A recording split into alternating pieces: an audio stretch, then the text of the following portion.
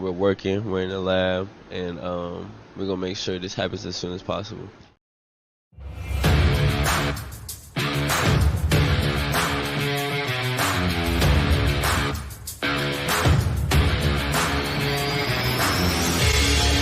Welcome to an episode of the Sports Genes Into the Lab podcast, where sports analysts and experts dissect the latest news from the NBA and NFL, giving you a unique view on some of the hottest topics around your favorite teams. From the fresh field smells of the NFL to the hardwood courts of the NBA, and possibly your comfy couch for your fantasy football team. Let's see what kind of news the lab is working with today. Here's your host from the Sports Analytics headquarters in San Antonio, Texas, Ernest Silva.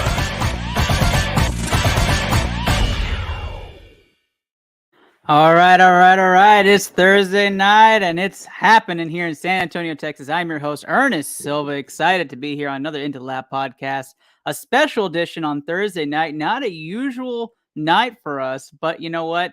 It's going to be fun. We're going to talk some NFL action before we go full NBA. This is that transition time. Most NFL team fans are not paying attention to stuff. That is absolutely right, including Dallas Cowboy fans. And I am very sorry to my Dallas Cowboy fans out there. I understand. Tonight's episode, powered by Blue Collar Media Group, BCMG, is what we've always gone by. Excited. If you don't know what BCMG is, I got a special video for you. Check it out. What our 2022 hashtag was, Better Together. Check it out right now.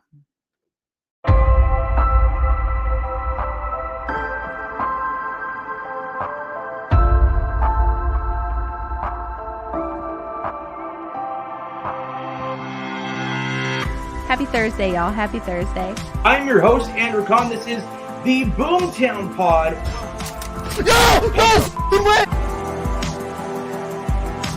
Add Into the Lab Pod is where you're watching today's stream. Stuck him! It is Blue Collar Game Day. I am your host. I got a kill! Welcome to episode 277 of the official Butthole Podcast. Got it. Beautiful. Better together. Better together. We're better together. Better together. Better together.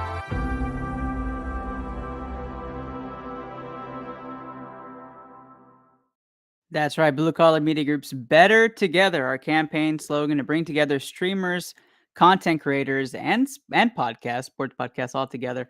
If you could join BCMG today, that'd be great. You can just reach out to me on any platform, Facebook, Twitter, YouTube, or Twitch. It's going to be a fun night, guys. I'm going to have a conversation with you guys. We're going to go over some of the reacts in round one, and then we're going to go over ITL's NFL Pick Em in round number two. So let's get started with round number one. That is right. That's the bell if you're listening on your podcast. Divisional round reacts is what we're going to start off with. And as you know, what we've been doing the last couple of weeks, we've gone to the different Texas newspaper headlines around the state. So let's start off in San Antonio, where we have the Cowboys headline that we didn't want. That's right. We didn't, boys. That disappoint. That's right. We didn't, boys, disappoint. It was not fun for Dallas Cowboy fans this past week as the Dallas Cowboys fell to the San Francisco 49ers at the score of 19-12. We stood here and sat here on this show last week ranting and raving about perfect Dak Prescott. It was far from it. It was more like a Dak disappointment this past week. Dak Prescott went back to his turnover self and could not lead the Dallas Cowboys to a win against the San Francisco 49ers in a game that everybody thought he would outperform and outshine Brock Purdy, and we would see the Dallas Cowboys finally in the NFC Championship again for the first time in almost 3 decades. Guys, this is not an easy topic for me to talk about, so let's just start off with the elephant in the room. I was absolutely dead wrong about Dak Prescott and what he would do this week. I really felt like it was teed up for the Dallas Cowboys to show up in this game and show out. Dak Prescott was the oldest quarterback still left in the NFL playoffs. He had more experience than most of the quarterbacks that are still left. I mean, if you take away Burrow and Mahomes on one side, on the NFC side, it was absolutely Dak's to own. You have a quarterback in Jalen Hurts. You have a quarterback, Brock Purdy. And you have the quarterback in Daniel Jones. All of them not at the same tier as what Dak was in his prime in the regular season and when he's at his all-time high like he was the week before in Tampa Bay. Unfortunately, it was the only piece to the Dallas Cowboys puzzle that did not go well in this divisional round matchup. The Dallas Cowboys defense played fantastic. They pressured the quarterback. They got and kept Christian McCaffrey at bay, although we know he had a calf injury that we don't know too much about.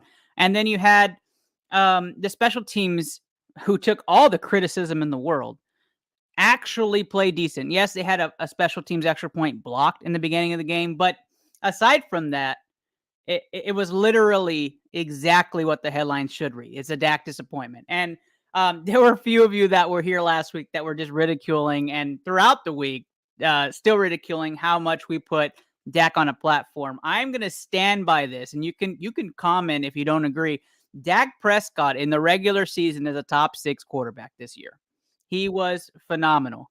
And then you have not only him playing at an astounding level in the Super Wildcard weekend, as I have an entrance coming into the show, he comes in and falls exactly flat on his face. I'm going to bring back the headline as I bring on, that is right, Just Luke. Just Luke has joined the fray, has joined ITL. What's up, brother? What's up, my man? Just down here at the cigar lounge, enjoying a nice smoke, watching the Penguins game, and watching everything else go up in flames like the Dallas Cowboys, bud. Oh yeah. You already know it. I'm giving my apologies as we go over the first headline. Yeah, because I absolutely boosted Dak Prescott. I'm not gonna say I said he was Hall of Fame like I'm getting claimed across social media. I wasn't saying he was a Hall of Fame quarterback. I don't think you dropped the HOF. I did not do that. that. Yeah, I did not do that. All I was saying was that if you were Dak Prescott in this game, right, you could not fuck around and find out. You had to take care of business against the San Francisco 49ers. And I thought after what he did in Tampa Bay, he was not going to do that. As you can see, the more you fuck around, the more you're going to find out. That's exactly it. That was exactly it. And he did it, right? So, Luke, you got to watch the game. Other than Dak, the Dallas Cowboys played a very good game. The defense was fantastic. Special teams did its job.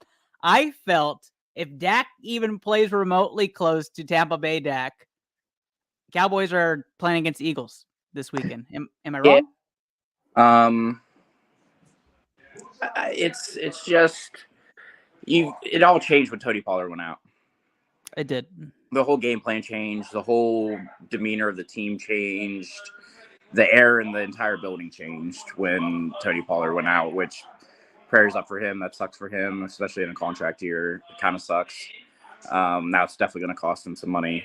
But I just say if he doesn't turn the ball over twice, I think you're probably winning by 2, maybe winning by 1. I really believe that. But really, he should have had 3 picks. And honestly, Ernest, they were the 3 worst picks I've seen all year. They were bad. They weren't close. They were rookie picks. Okay, so let's be honest. If we look at, and I don't have a clip of it, right? But if you look at the first pick, it looked like he was wanting to throw the ball away, but then he saw Gallup break free and he read it completely wrong. Like that doesn't look like that ball sailing. I don't know. It's tough for me. If I would have seen him all year, I could probably tell you a better view. Like you've seen way more. Yeah. It looks to me like he read, okay, I have no one open. Let me throw it over the head of Gallup. And, oh, wait, there's Gallup. Threw it in the vicinity, but it was a totally bad read. It's just throw it in the dirt then. True. Throw it in the dirt. True. In that game, that's a regular season play. It is. Not be a regular season play. A postseason play, You just can't have it like that. And then the second one, second one was terrible.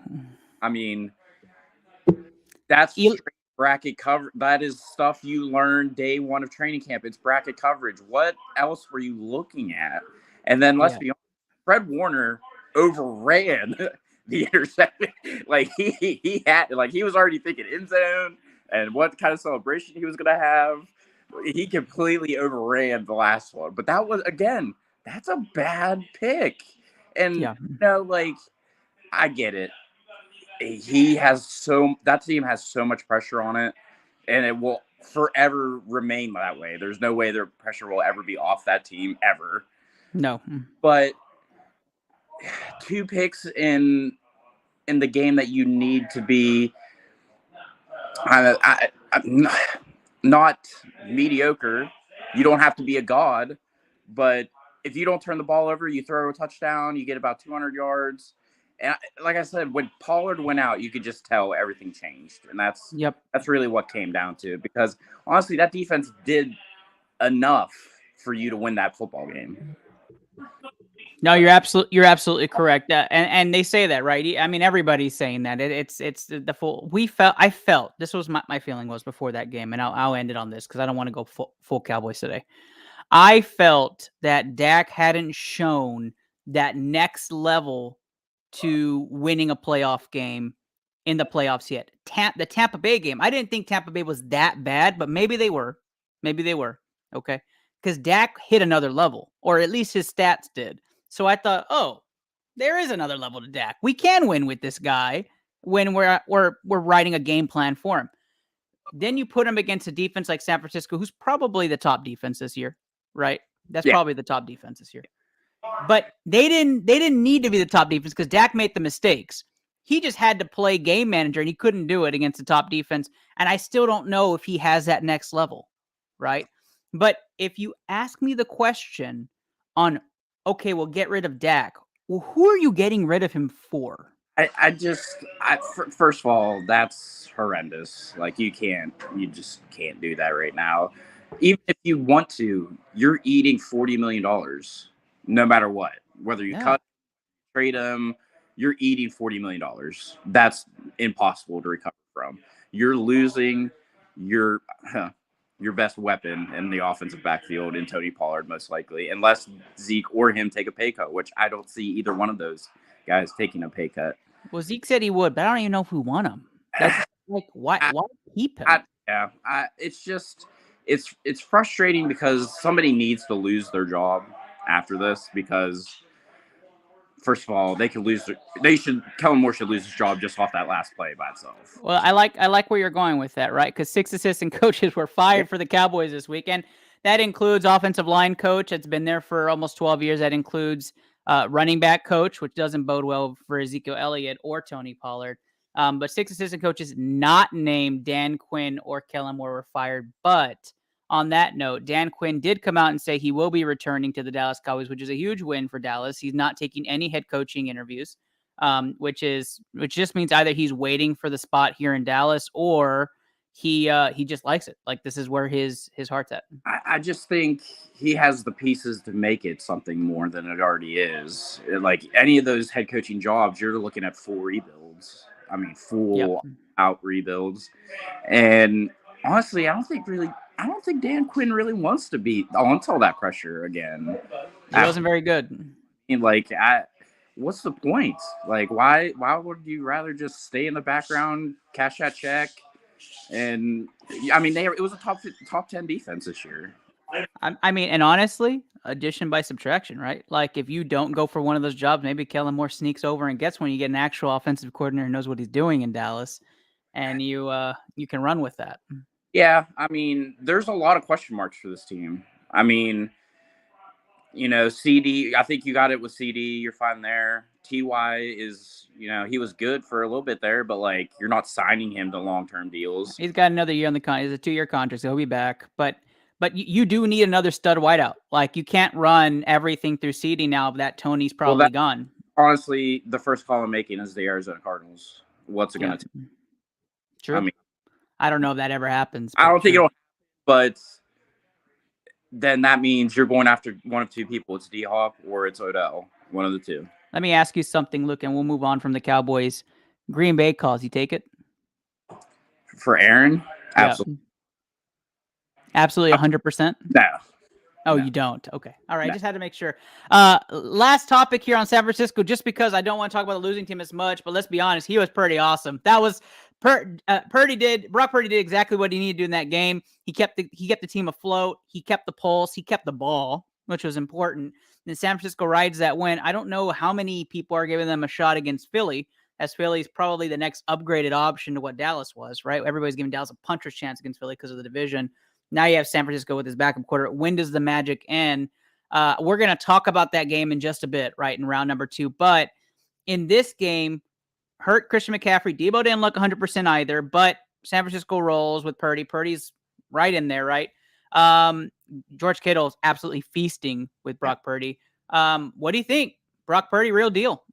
I'll tell you this. I'm not going to take anything away from the kid for honestly being Mr. Irrelevant, the whole chip on my shoulder, blah, blah, blah, blah. I'm not going to take it away from him. You could plug any quarterback in right now, and I could probably go out there and it would be hand the ball to Christian McCaffrey 10 times. Right. Throw the ball to Brandon Ayuk and Debo Samuel 10, 15 times. Don't turn the ball over.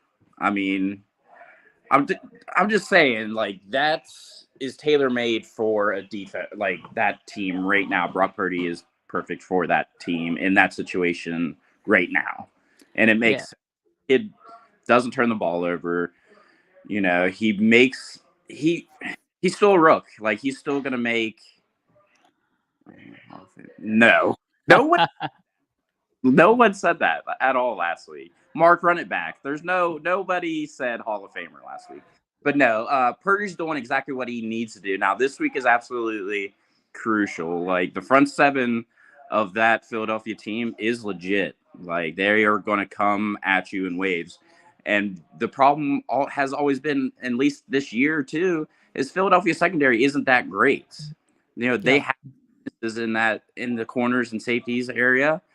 And that's what Purdy needs to do this week. They need to get him moving. They need to move him in the pocket more. They're not doing that a lot. They're expecting him to make throws from the pocket, which I can tell he is making those throws, but he needs to be on the perimeter more, especially with McCaffrey or a Debo or Brandon Ayuk. He loves Ayuk. Yep. And George Kittle looks like George Kittle of old. He's starting to come on. Him and Purdy have a great connection. So get him rolling out of the pocket, and I think they have a better chance that way instead of him just standing like a statue. He does have legs. I'm not saying he's Lamar or Jalen, but the kid can move. He's more mobile than Jimmy Garoppolo, or more, I wouldn't say more mobile than Trey Lance, but he can move. Just move the kid, especially in this Kyle Shanahan offense. He's predicated on a lot of motions, a lot of eye candy, but a lot of boot action. So if they can get the running game going, because I gave Dallas credit last week. I said they were a terrible run defense all year, but they showed up and I'll take my licks on that one. They showed up last week. So if they can it is an absolute crucial thing. They have to get the running game going this week, especially with that Philadelphia front seven. I don't know if you missed it, but we just spent a whole 10 minutes lashing on Dak, so you might want to run it back after this episode. I don't know if you can rewind the live feed. But Chris, you were absolutely right about Dak. No next level in the playoffs. Great regular season quarterback. Very bare minimum in the postseason. We're going to move on. Valley Morning Stars. Headline was, looks like the wagon circled the Bills. Ouch. Yeah, the Bills did not show up this past weekend, just like I didn't, because I wasn't on the field either. They absolutely got steamrolled by the Cincinnati Bengals, and it was a surprise to everybody. I was getting live messages from people who watch the show, friends of the show, asking, do you want to hammer moneyline Bills at this point? I was like, I kind of would, but just because I think there's a storyline, all NFL storylines are out the window. The Bengals ran with it, and they never looked back. They looked fantastic. So it begs the question, this is the big question I had, was Shea Tierney actually more of an impact than we thought? Okay. Quarterback coach for the Buffalo Bills last year. Josh Allen, low turnover rate, plays at a different level. He goes to New York. Daniel Jones looks phenomenal to end the year, looked phenomenal in the playoffs. I think there's a connection with that. Maybe Josh Allen's, circle kind of goes away. Josh Allen isn't as explosive. as he could be. And there was a lot of turnovers for Josh Allen. We talk about Dak a lot, but Josh Allen was very turnover prone. That did not change in the playoffs. What do you think, Luke? I mean, the more things change, the more things stay the same, Ernest. You play defense and you run the football, and that's exactly what the Cincinnati Bengals did. And that's what the Buffalo Bills cannot do, and they haven't been able to the last couple of years. This is 4 years in a row that the Bills have gotten bounced. Yep. Years. Something's got to change. Something has to change. They have to do one of two things, and you can call me crazy for doing it. One, make the call to Arizona. Have Diggs and Hops. Why not? Go out, go get them. It'll be hard. Don't get me wrong. It's not like this ain't Madden 23. Sounds like cap hell. Yeah. But make the call. What do they want? And number two, get Saquon Barkley or get Kareem Hunt. I just want you to know you'd have like 80% of your cap locked up with Von Miller, DeAndre Hopkins, Stephon Diggs, and Josh Allen. No, 100%. Yeah. But I'm just – you can't have Cole Beasley being your best number two next to Stephon. So I actually think the Cowboys and the Bills have the hardest job with their roster because right now they think they are both poised with their rosters to win the Super Bowl. And where do you go from here? With the Cowboys a little bit more up front, right? Like you can upgrade. Most would say upgrade quarterback. Some would say definitely upgrading running back, and you can upgrade a second receiver. For the Bills, it's the same thing, right? We can upgrade receiver, right? Gabe Davis kind of disappeared. You need always update the running back situation, but Josh Allen's your running back. But you need Josh Allen to protect the ball, and so you focus on O-line. The defense was great, just missing Von Miller. You could tell. The thing with Dallas is you had Jason Peters, who's 42 years old, Tyron Smith, who hasn't had a healthy season in probably 5 years. Probably longer. Biotish is not a good center. He's just not, at least in my opinion. He's just familiar now with Dak. It's just hard to lose that. So, like, there's 3 out of 5 holes right there. Yeah. The offensive line for the Bills is built to pass. They're not built to run. They're just not. And at the end of the day, in the elements, you can bitch, cry, moan, complain to Josh Allen as much as he wants. You have to be able to run the football effectively when there's 2 feet of snow outside. You have to. Yeah. Especially in Buffalo. They came to Buffalo. You had all this momentum. They had to come to Buffalo. You had DeMar on hand. It's snowing in your park. Like, this is what playoff was supposed to be. And they came in and smacked you around. Like, they have a lot more question marks to me than Dallas, I think. Yeah, I'm opposite. I'm opposite, but intriguing though. I would take Diggs in Dallas. Go ahead and run that back. All right, so let's talk about the team that won a little bit, right? And this is a honest question because I've really debated this all week, and I wanted to hear your thoughts. But I'm going to start off with mine. Are the Bengals better than last year? Right? A lot of us I've gone full 180 on this. I've thought the Bengals were not going to even be irrelevant come playoff time. All of a sudden, mid-year, they start really, putting together this run. They were looking fantastic. Now they look, I think, 30% better than last year. I mean, they look full here, right? The offensive line came together. The defense looks stout. I mean, just all of it. Obviously, McPherson's been great. And then you have Joe Burrow just being swag Burrow in the playoffs. I can't get over it. He hasn't lost. So to you, for me, it's true. I think Cincy has gone to a different level. For you, do you think Cincy's better than last year? And we have the wonderful Dre Rogers now backstage going to join us live on ITL. But go ahead, Luke. I think they're more relaxed than last year. Just for the sheer fact of, yes, they did have 5 offensive linemen last year, but they really didn't play 5 offensive linemen last year. True. They're still hurt on the offensive line. They still got 3 linemen out, but let's face it, even with 3 linemen out, they were 3 linemen down anyway. You know what I mean? Like, the offensive line has not been good. But I give Cincinnati credit. They suffered for 3 to 4 years. It sucked. They built through the draft. They took their lumps, and now they've made a monster in Cincinnati. Like, It's for a good while. the running game is great between him and P. Ryan. Great 1-2 punch. You have a defensive coordinator who definitely doesn't want to leave. You know what I mean? Like, he has a great defense. Mike Hilton has been a great addition to that defense on the back end for the last 2 years for them, coming over from the Steelers. And Zach Taylor's got these boys like believing in themselves, like, oh, it's just the Bengals being the Bengals. We weren't that far away from saying that. Yeah. Always, you know, I don't think Burrow thinks he can lose. that was only a couple of years ago, and now you're looking at the cusp of going back-to-back AFC championships and possible back-to-back Super Bowl berths in 2 years, when just 3 years ago you were like 1-15. Like, it's a huge turnaround for Cincinnati, and it sucks that it's in our division, but like, I know that hurts. Oh man, but to say they're better than last year, I would agree. Yes, they are better than last year, but I feel like the chips off the shoulder, they're relaxed. Joe Burrow, he never looks phased at all, and I think that resonates with the entire team, really. Completely agree. Let's get Dre's take on here. Dre, I see you traveling right now. What's up, man? Hey fellas, how you doing? Good, Dre. How you doing, man? I'm doing pretty good. It's raining outside, but all good. Where are you at nowadays, Dre? Back in Bali now. Oh, the good old See, Bali. there's traffic. Yeah, I see that behind you. What do you think, Dre? Give me your true or false. Bengals are better than last year. Yeah.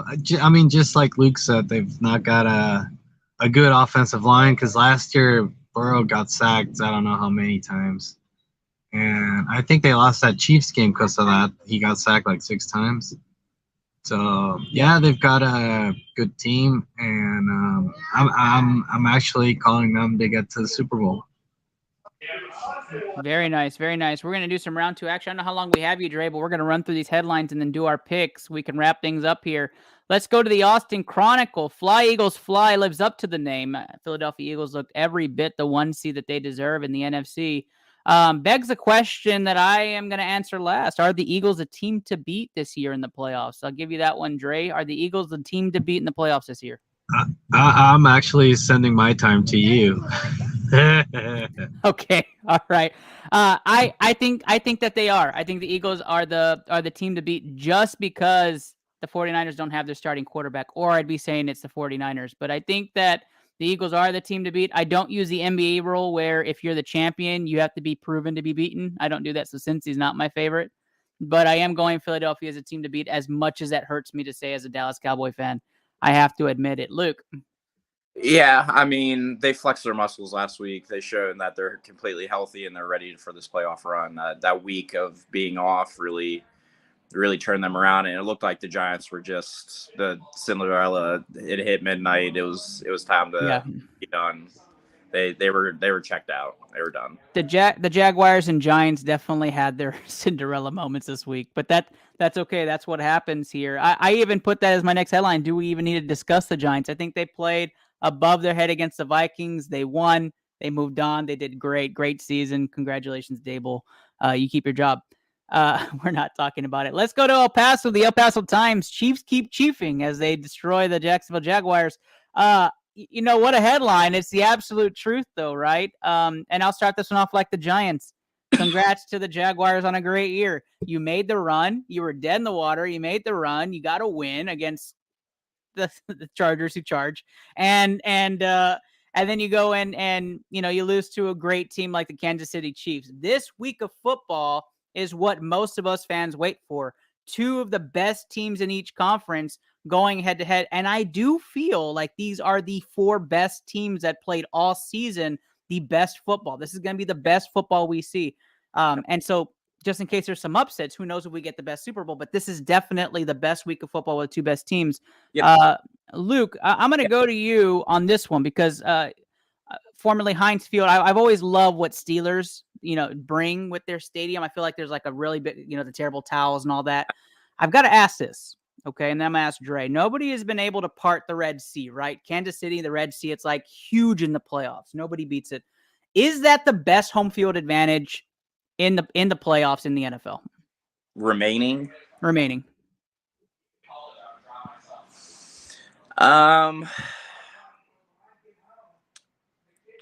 I would say yeah, especially if it's a night game, which I do believe it's like a 6 o'clock game. I think they're the late game. They are. Yeah, AFC's a late game, 5:30. Especially at night. I mean, they'll be plenty ready by the time kickoff is. If it was a night game in Philly, close. Except for the Browns. Stop it, the dog pound. Anyway, Dre, what about you? I mean, I've been to an Eagles game before, and you know that crowd is wild. So I think they've got. I think they're gonna go crazy, and just because of the weather. I mean, you know, the Niners are coming from the West Coast, so it's actually pretty big kind of home field advantage. I think I actually am giving them the edge to win that game just because of that. So that's why I think the Eagles have the real home field advantage. Trevor, over Dak. Yes. Stop it. I actually agree. I will not go watch a game in Philly, even as a Cowboys fan. I just won't do it. Like I won't make that trip. Not because I don't want to, just because I've heard just horror stories of Cowboys fans in Philly. So just forget it. I'll go visit Philadelphia as a guest, but I ain't gonna go there.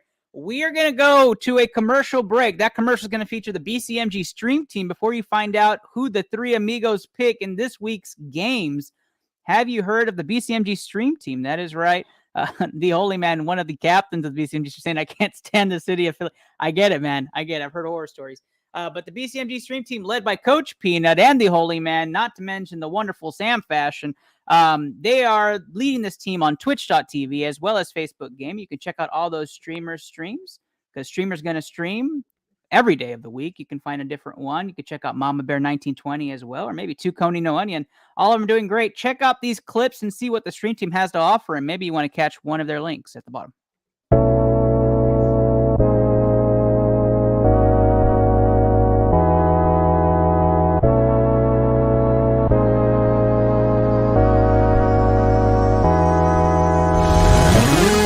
Jill going down the hill, gonna go fetch Jack in his little pill. Jack feeling down, and that's pretty bad. Let's go. Oh, yo, clip that headshot. No.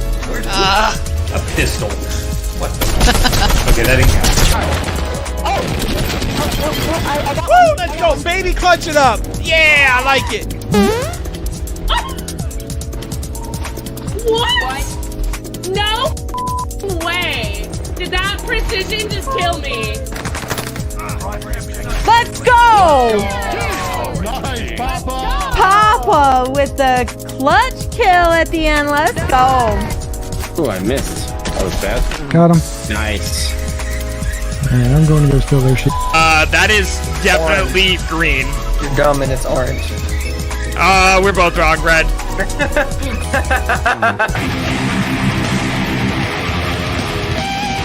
I could get that solo if I tried it a couple times, but we'll come back to it.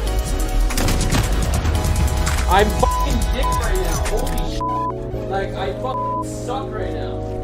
Yeah, I can tell.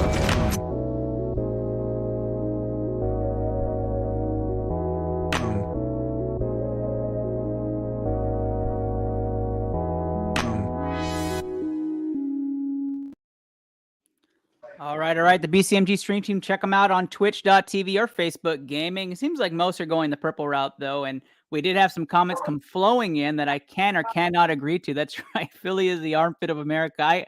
I can't say it because I'm sure I have some viewers from the Philly area, so I hope that's not true, but I can imagine that's probably somewhat true. I hate admitting that the Eagles are straight up solid this year, though. Absolutely true, the Holy Man. And let me say it's heartfelt that we got your nephew in that clip. I love that your nephew's in that clip. Just kind of makes it wholesome for the BCMG stream team. And just a little PSA from the Holy Man, because I have watched the Holy Man. He is an absolutely phenomenal streamer. If you have not watched him, twitch.tv/the Holy Man with 2 E's. Check it out today. All right, guys. Round 2, ITL NFL Pick 'em Championship round. We are going at it. Here's what you've been waiting for. Here's where you make your money. Here's where we're going. First game on Sunday with some fantastic football is Philly. Philly Eagles, 2.5-point favorites against the 49ers. For those who don't understand spreads, let me go over it. 3-point spread for home field advantage, meaning the Niners right now are favored in Vegas to win this game. So let's talk a little bit about this game. We've already established what they did last weekend, but Philly comes in with probably the more complete team with a quarterback that's a little bit more diverse and athletic and at a different level than Brock Purdy. So I'm giving Hurts the edge over Purdy. I'm going to say the defense definitely favors the 49ers, but Dre beat me to it. The West Coast travel and being at home for Philly, I think negates that for me. And Philly will have momentum. I like special teams being pretty much even. I am rolling Philly to win this game and cover. Home favorites. They'll be going to the Super Bowl. As much as that's like vinegar coming out of my mouth, Jalen Hurts and the Eagles move on. Dre's already warming up the BCMG guarantee. I'm going to go over to just Luke since I know Dre's answer. Luke.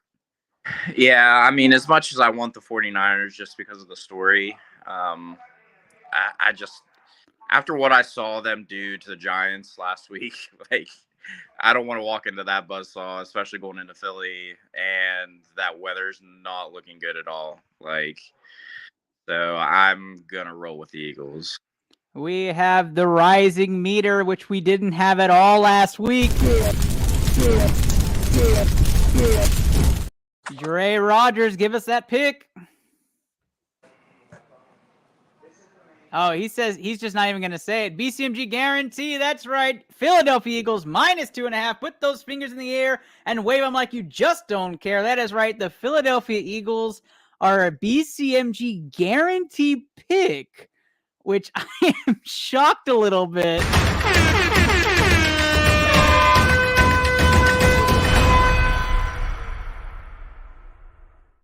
I'm shocked. That usually doesn't happen in championship week. So we got one. I think if Kenny was here, he would just ride 49ers just to ride 49ers and make sure we don't give a guarantee pick.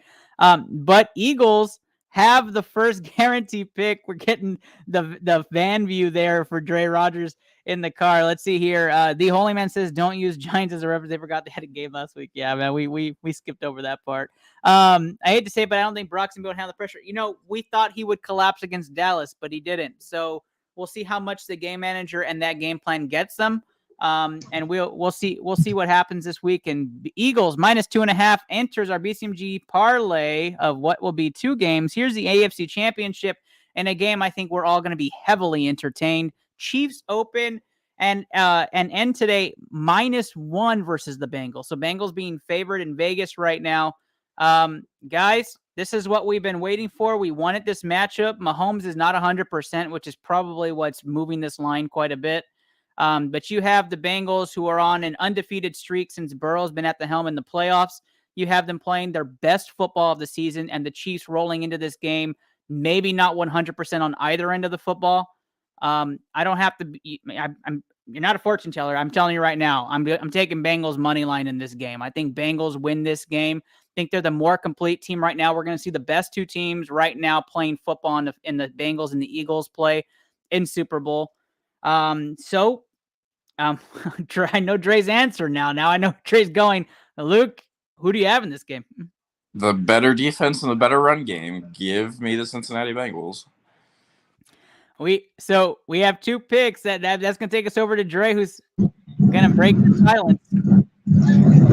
You know, I just got some feedback from the car that our show is super boring, according to them, to the ladies in the car. That's sad. I just had to say that because both of them said the exact same thing. What? What? What? What? What? Bad reaction in the studio. But I'll tell you right now, with Dre's answer, that makes it an official.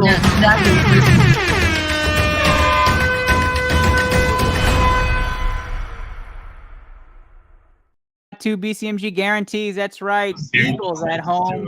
We have the Bengals on the road. This is going to be a fun weekend of football. The Holy Man says he's taking the Bengals as well. He believes in Burrows. Guys, this is going to be the best weekend of football that you're going to watch this year. Get your popcorn, get your Wingstop, right? Support those Dallas Cowboys wings. Get everything that you absolutely can because it's going to be one hell of a weekend of football.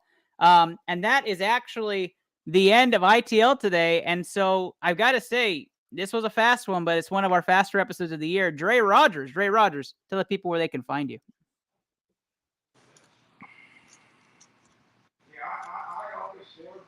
We got to mute. No, I wasn't talking. Yeah, it wasn't working. I'm actually on the show because you said that Steve might make it, and since he didn't, then you can clearly see who's the responsible one on the show here. Thank you, Dre. Also, quick shout out to Kenny. I know he's sick, and that's why he couldn't make it. So hope you feel better, buddy. Awesome. Thank you for the shout out to Steve Reiser. And actually, that's a great reminder. Steve was going to be on the show tonight, but he couldn't make it. So let me go ahead and do this shout out. BCMG Game Day making its return from its 5-week hiatus this Sunday. Check it out this Sunday at 11 a.m. Central Time before the big games. Steve Reisner finally took a day off from work, so we get to hear what his NFL analysis is early morning on Sundays. Check that out. Since his favorite player didn't make it to the defensive player of the year finals, then I'm pretty sure that's why he didn't make it. That's got to be what it is. Let me go over to Just Luke. Just Luke, tell people where they can find you. Yep, you can find me on Twitter at King of Hearts 82. I can't believe I don't know where the football season went. Like, I'm shocked about where we are. We're almost at Super Bowl week already. It's crazy. So yeah, but you can find me on Twitter at King of Hearts 82. Go to the link in that Twitter bio to send a life box to try to help save a life or save somebody's life from potential suicide, and always talk to your friends, guys. That is absolutely right. And in case you've missed the previous episodes, you don't know where you need to go, that is wonderful.com, where you can check out some of that awesome items that are available for you. And you can always speak to any one of us, send out your messages in our DMs, and we can absolutely talk with you. Just Luke has been phenomenal with that. So appreciate you, Just Luke, with that plug. All right, guys, that's tonight's show. That is everything you need. Go out there, Bengals money line, Philly spread. That's what we're putting together for this week. Hopefully we hit. Hopefully it's a nice little bundle. Enjoy the best weekend of football. And I hope you catch some of our streamers and some of our shows this week, and catch Kenny Cotterell's show, Competitive Hedge Podcast, daily. I might be a little out sick, but you can catch him at Competitive Hedge Pod. And then, of course, any of our streamers on twitch.tv or Facebook Gaming. Thank you guys so much. Looks like the Holy Man's enjoying championship weekend. And, of course, you say his name and he appears. Kenny's going Chiefs Niners this week. Of course he is. That's where the guarantee would have ended. Good luck this week, guys. Hope your bets go great and watch some great football. Night, everybody.